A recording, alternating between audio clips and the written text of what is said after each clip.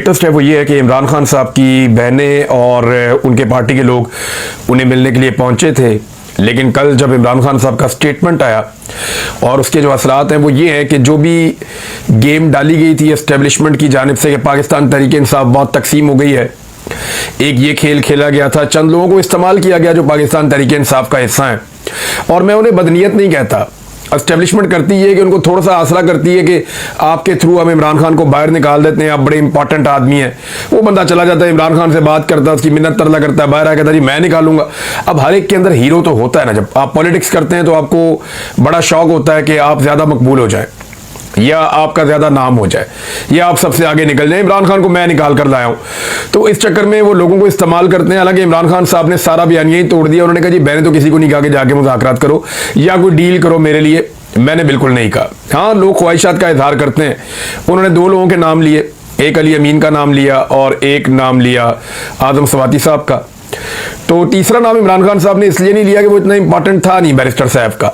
लेकिन अब आप देखें मीडिया कैसी बारीक वारदात डालता है कि बैरिस्टर सैफ के जिम्मे डाल रहा है कि उसको कहा होगा मुज़ाकरात करने के लिए, वो एस्टेब्लिशमेंट के साथ राब्ते और मुज़ाकरात कर रहा है।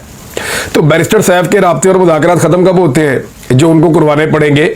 ये सारी दुनिया जानती है, पाकिस्तान का मीडिया भी जानता है कि वो मोहसिन नकवी हैं खैबर पख्तूनख्वा के। जैसे शहबाज शरीफ के साथ मोहसिन नकवी मौजूद है, वैसे ही अली अमीन के साथ बैरिस्टर सैफ मौजूद हैं। और इन दोनों की हैसियत का आपको अंदाज़ा है और वज़ीर आला और वज़ीर आज़म की हैसियत का भी आपको अंदाज़ा है कि क्या है। अब इमरान खान साहब की बहनों को आज फिर अडयाला जेल के बाहर रोक लिया गया। हालांकि लास्ट टाइम जब इमरान खान साहब की बहनों को नहीं मिलने दिया गया, मंगल वाले दिन जब इन्होंने वहाँ पे धरना दिया, तो पुलिस वाले आए और उन्होंने आकर यकीन दिलाया कि आप बेफिक्र रहें, जुमेरात को हमें बताया गया कि आपकी मुलाकात करवा दी जाएगी, तो आप अभी चले जाएं, जुमेरात को आपके भाई के साथ मुलाकात हो जाएगी। ये पुलिस पे यकीन करके चले गए। लेकिन आज इमरान खान की बहनों ने कहा कि पुलिस ने हमारे साथ झूठ बोला था, हम मुलाकात करने के लिए आए, इन्होंने नहीं मिलवाया। और फिर क्या कुछ हुआ ये सारी तफसीलात मैं आपको बताता हूँ। इमरान खान की बहनों ने क्या कहा। इमरान खान की एक और बहन है उज़्मा खान, उन्होंने कहा कि सबके पास ये ऑप्शन होता है, किसी के पास भी ऐसा नहीं है कि ऑप्शन ना हो। ऑप्शन तो इमरान खान के पास भी है, मगर जालिम का अंजाम बहुत बुरा होगा। कोई मजबूर नहीं है, हर दौर में फिरौन गुजरा है। हमें अल्लाह से उम्मीद नहीं बल्कि अल्लाह पर पूरा यकीन है कि इमरान खान सुरखरू होंगे, ये उज़्मा खान साहबा ने कहा। अब हुआ यह कि इमरान खान की बहनों को, उमर अयूब को और ज़रताज गुल वज़ीर को, साहबजादा हामिद रज़ा साहब को और नियाज़ुल्लाह नियाज़ी साहब और दीगर लोग जो मिलने के लिए आए थे, उन्हें रोक दिया गया। अलीमा खान और इमरान खान की बहनें एहतजाज पर बैठ गईं और जाने से इनकार कर दिया। इमरान खान साहब से मुलाकातों का दिन था, रहनुमाओं को भी नहीं मिलने दिया गया, वकला को भी नहीं मिलने दिया गया और बहनों को भी नहीं मिलने दिया गया, फैमिली को भी नहीं मिलने दिया। उमर अयूब साहब ने इस मौके पर कहा कि शहबाज शरीफ से बड़ा झूठा कोई नहीं है। पेट्रोलियम डेवलपमेंट लेवी जो उन्होंने लगाई है, कितनी देर तक दे सकते हैं? रुपए की कदर कम होने से मुल्क पर 14,450 अरब रुपए कर्जा बढ़ा है। महंगाई कहां से कहां जा रही है, अभी मजीद मसाइल खड़े होंगे।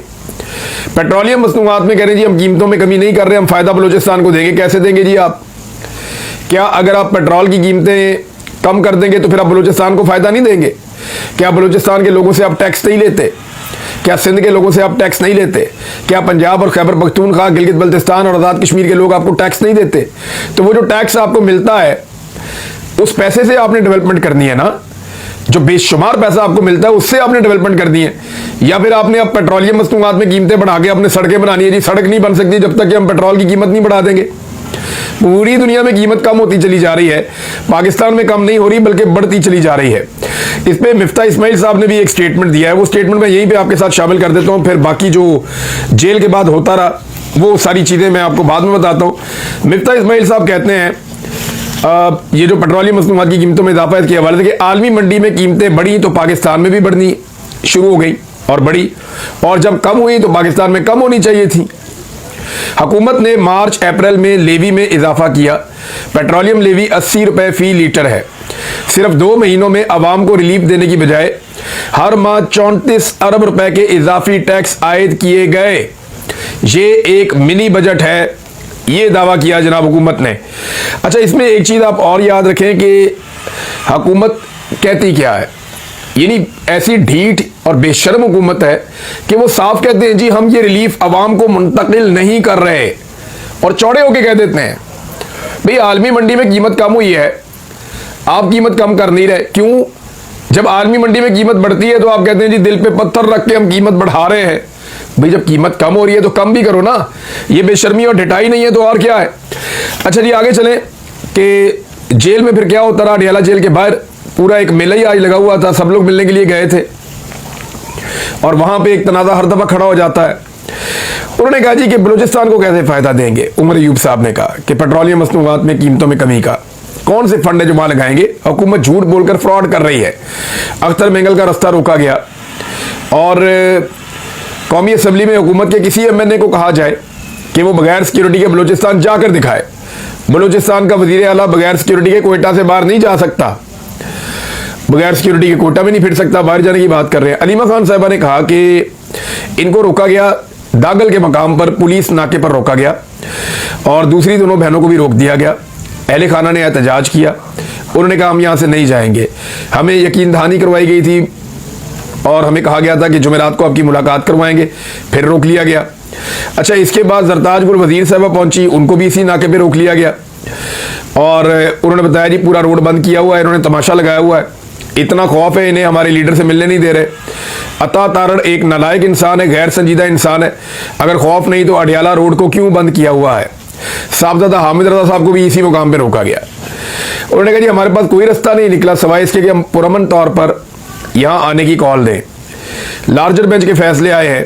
कल चीफ जस्टिस ने सलमान सफदर की मुलाकात में कहा, जो बातचीत हुई मुलाकात के हवाले से, उन्होंने कहा कि जाएं आप जाकर मिलें और फिर भी नहीं मिलने देते और उन्होंने कहा मेरा नाम कभी भी कंप्रोमाइज्ड लोगों की लिस्ट में शामिल नहीं होगा। अलीमा खान साहिबा ने एक और बात भी की, ये बड़ी इंटरेस्टिंग बात है जो अलीमा खान साहिबा ने की, मैं आपके सामने रख देता हूँ।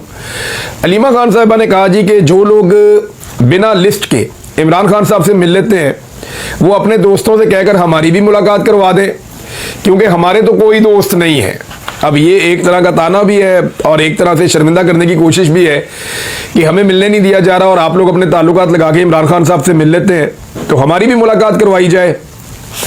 बहरहाल ये एहतजाज करते हुए ये सारे लोग पहुंच गए वहां पे। अलीमा खान साहिबा, एक खाली प्लाजा था वहां पे जो ज़ेरे तामीर है, वहां जाके बैठ के इन्होंने एहतजाज शुरू कर दिया और नाके पे ये खवातीन बैठ गई, इमरान खान साहब की बहनें।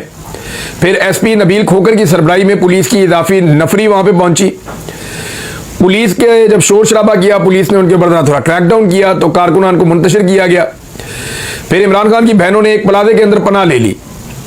पुलिस की भारी नफरी प्लाजे में दाखिल हो गई और इनके साथ खवातीन पुलिस भी थी।